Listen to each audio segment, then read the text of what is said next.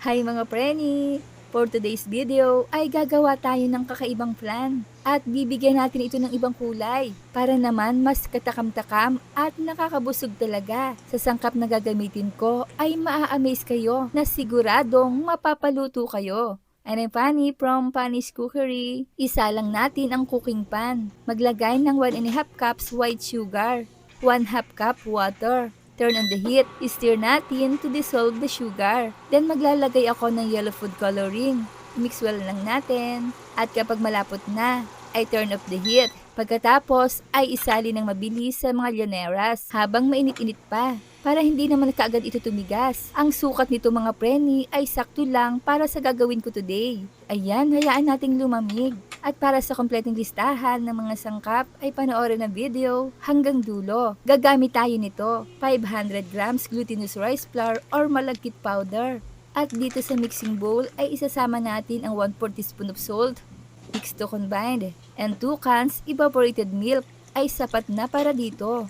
I-mix lang natin bago ilagay ang 1 can condensed milk. Ito ay imimix well lang din natin. Then add 1 tablespoon of vanilla. Haluin ng tuloy-tuloy until becomes smooth. Then mag-add ng 3 eggs. I-mix well lang natin until dissolve. At para mas smooth pa, ay strain natin ito ng 2 times. Dalawang strainer na kaagad ang gamit ko dito ha. Then divide natin into 3 parts kung nais nyo ring gayahin itong ginagawa ko. Lagyan natin ng pandan and ube flavoring. Ayan, at sabay ko na itong hahaluin until well blended. At nag-add pa ako dito ng color ha. Maaari na nating isalin sa mga llaneras with caramelized sugar. Nasa sa inyo na mga preni kung gagayahin nyo na makulay din ang gagawin. Isa lang ang steamer, fill with water, and turn on the heat.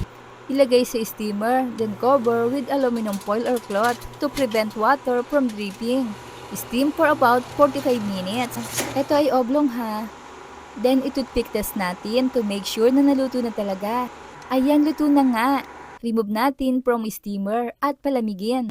Isa lang natin itong small at i-steam naman natin ito for 30 minutes. Ito yung round llanera naman. Siyempre, same process, toothpick test is the key. And remove natin from steamer. At meron din naman akong ginawa dito sa ensaymada molder. Ipinakikita ko pa din para naman walang labis, walang kulang. At malamig na nga ang mga ito. At para madaling tanggalin, paikutan natin ng toothpick ang mga gilid. Napakaganda ng color ng ating mga plan. At ilagay sa container na nais mo.